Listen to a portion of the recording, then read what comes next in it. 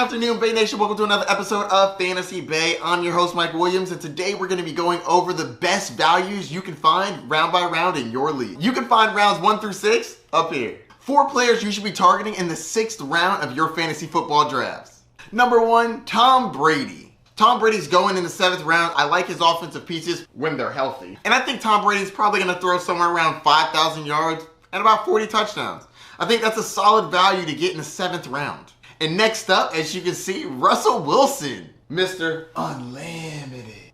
Russell Wilson is out to prove his haters wrong. He gets a lot of criticism about last year and how he's fallen off. I personally think it was purely the injury. Russell Wilson is going to be absolutely incredible this year. Getting a player that can end in the top 5 in round 7 is incredible value. And at wide receiver, Darnell Mooney, wide receiver for the Chicago Bears. Bears. Darnell Mooney is the main target in Chicago. Yes, Justin Fields is not an incredible passer, but I do think he's going to improve as well as hyper-focus his main target.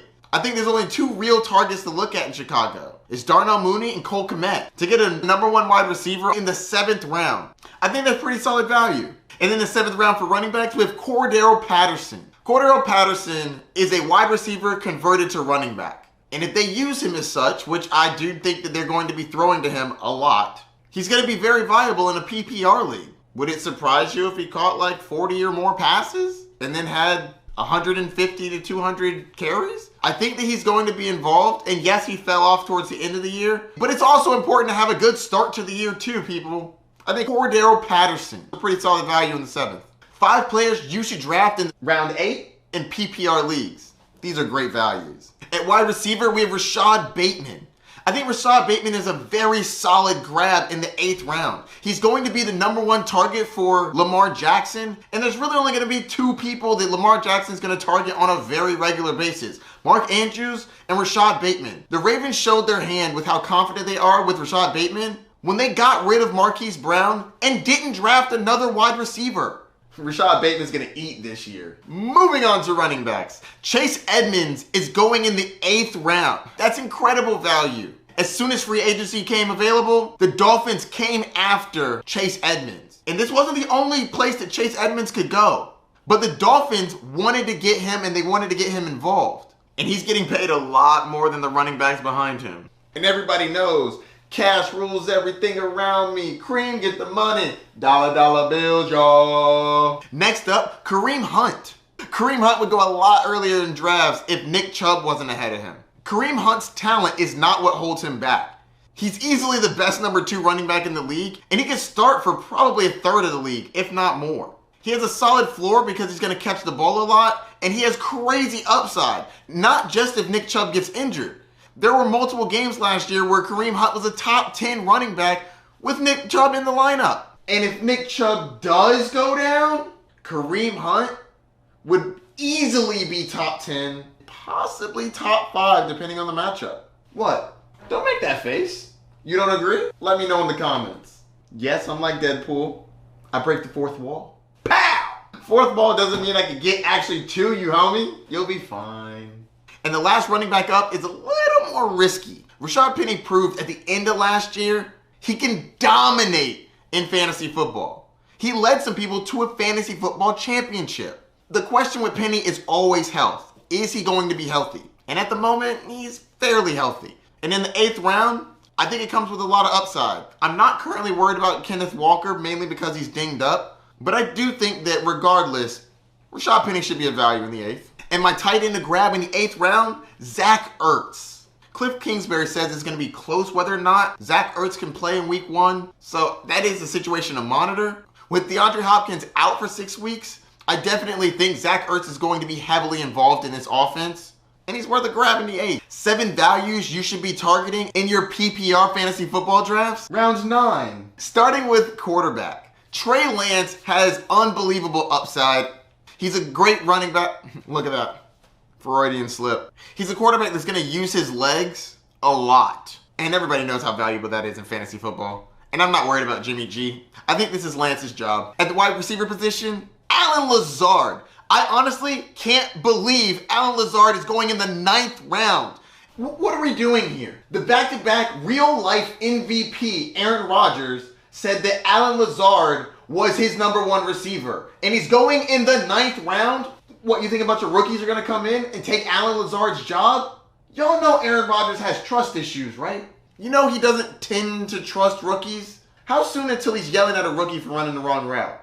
Already criticized them in training camp. Next up, we have Christian Kirk. Christian Kirk is the #1 wide receiver on the Jacksonville Jaguars. No one here thinks the Jaguars are going to be good, meaning they're going to need to throw. Why are we not targeting their #1 target? I don't understand. Also, Christian Kirk got paid a lot of money this offseason. The coaches and GM are going to try to prove that that was a good choice. Because trust me, they hear everybody laughing at them. No one thought that it was a good contract for Christian Kirk, who's never had 1,000 yards in his career. I bet he gets over that this year. Next up, Drake London. This rookie is the main target on the Atlanta Falcons, and I think that he's going to return on value. 9th round, #1 target, sign me up. Robert Woods. Robert Woods is slept on pretty much every year. Now that he's an old man coming off of a devastating injury, I don't see people looking at his upside, but other than Treylon Burks, who are they going to throw it to in Tennessee? It's going to be Robert Woods, and I think he's a solid value in the 9th. Moving on to the running back position, Ramondre Stevenson. He's going to be splitting work with Damian Harris, and with James White out, I think that Ramondre Stevenson is going to get an increased role in the passing game, and that could be valuable. Plus, you're getting him in the 9th. He's a great 0 RB target. Same thing with this next player. Melvin Gordon's going to split work with Javonte Williams. Yes, I do think that Javonte Williams is going to have a majority of that work, but what does that look like? If it's 65-35, but the team gets a lot better, is Melvin Gordon going to go away? Are they going to take Melvin Gordon out on the goal line to give it to Javonte Williams to run it in? I don't know if that's what they're going to do, and neither do you. So I think taking a shot on a running back that's going to be on a very good team in the 9th round, pretty solid. Another quarterback I'm looking out for in the 9th round, Aaron Rodgers. Aaron Rodgers has been dropping dramatically in drafts, and I've been scooping him up. Aaron Rodgers is out to prove to the league that losing Devontae Adams is not going to cripple him as a quarterback. He's going to make wide receivers better because that's what great quarterbacks do. They make their receivers better. 3 players you should be targeting in the 10th round in your PPR leagues. Gotta find the values. Wide receiver Chris Olave. I think Chris Olave has a great opportunity to build a connection with Jameis Winston and have a pretty good year. Michael Thomas's health has been in question for the last couple years, and he's been on and off of the injury report so far. Having a rookie there that can stabilize the team, I think is going to be very valuable for not just the Saints, but also your fantasy roster. At the quarterback position, Kirk Cousins. Kirk Cousins is going in the 10th round, and honestly, I think Kirk Cousins is going to have a great year. He has Justin Jefferson and Adam Thielen, who, in my opinion, are a great duo. He is one of the best running backs in the league that also catches the ball. And the coach, Kevin O'Connell, came in and rejuvenized this offense. I think that Kirk Cousins is going to be a great value in the 10th round. And at tight end, we got Cole Kmet. There are 2 targets that Justin Fields has to throw to. Darnell Mooney and Cole Kmet. And I think Cole Kmet's going to get a decent amount of targets. And going in the 10th round, pretty solid value. Bears. 2 players you should be drafting in the 11th round of your PPR league. Starting with wide receiver, Treylon Burke. The hate on this kid has gone way too far. He was a 1st round draft pick that was made right after trading away A.J. Brown. He's clearly supposed to fill that void. Now, whether or not he can or can't do it is still up in the air. But they're going to give him the opportunity to fill those shoes. I think that he is being dramatically undervalued. Get Treylon Burke in the 11th round. Trust me, you're going to be happy you did. Next up, Darrell Henderson.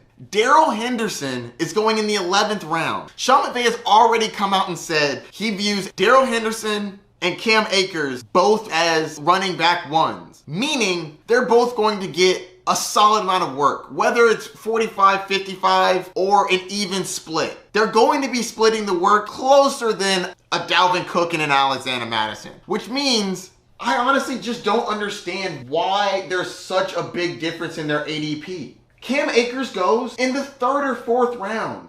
Darrell Henderson is going in the 11th. Am I missing something? I just don't understand. What am I missing? Is Cam Akers going to take 70% of the carries? Because if not, that disparity is way too big. So that's going to do it with part 2 of my value picks. What did I get right? What did I get wrong? And who did I miss? Don't forget to like, subscribe, and hit that notification bell down below. Let me know if you have any questions. And the videos coming up on your screen might be something you're interested in. Peace.